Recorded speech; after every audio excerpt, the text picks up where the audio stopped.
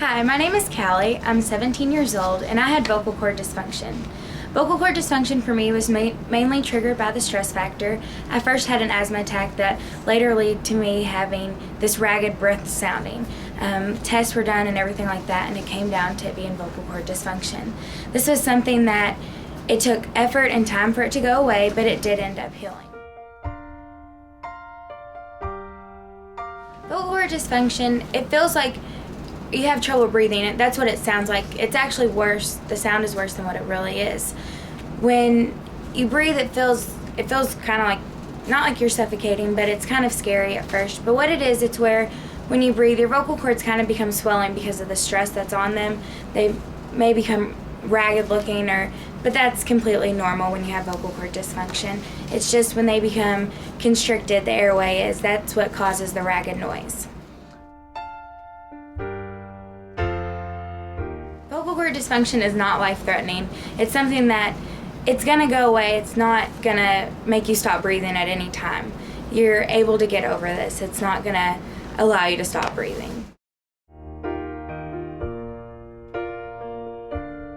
My pulmonologist later referred me on to Dr. Carter, where we did relaxation techniques.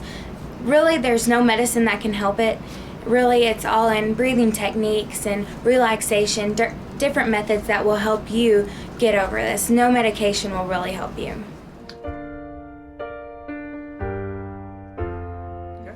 Well, first when I had vocal cord dysfunction, I learned breathing techniques. What I did was I would breathe in for 7 seconds and then I'd release for 7 seconds. But when I did this, I'd breathe in through my nose for 7 seconds, but allowing the air to go further back. That way I didn't use my vocal cords and allow more stress on them. But I made sure it was all in the diaphragm. I didn't just take a quick deep breath like this. I made sure it was a slow deep breath that was able to go all the way in the diaphragm. For example,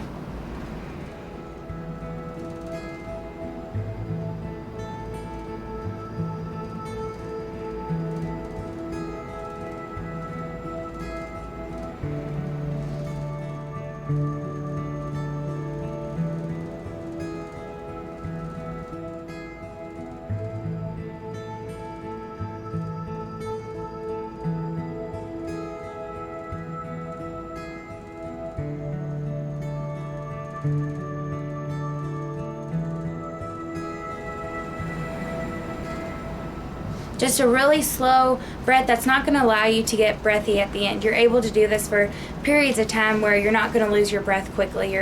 You could breathe like this for a long time. At the beginning, when I first had vocal cord dysfunction, I made a time log of every day and how long I did it.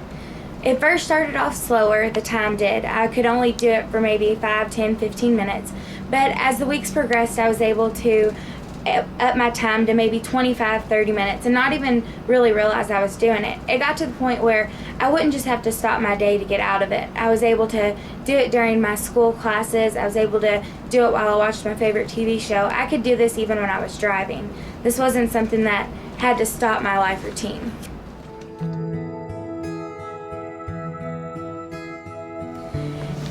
In order to really get relief for me, I had to practice the breathing techniques for probably about a week, and then the vocal cord dysfunction started to kind of back off a little bit. I was able to have more control of how I breathe and more control of the vocal cords. I was able to really see a difference after the first week. The noise really started decreasing in sound, and after a couple weeks, the noise would get better, and that's what the week increments is where you could really tell a difference.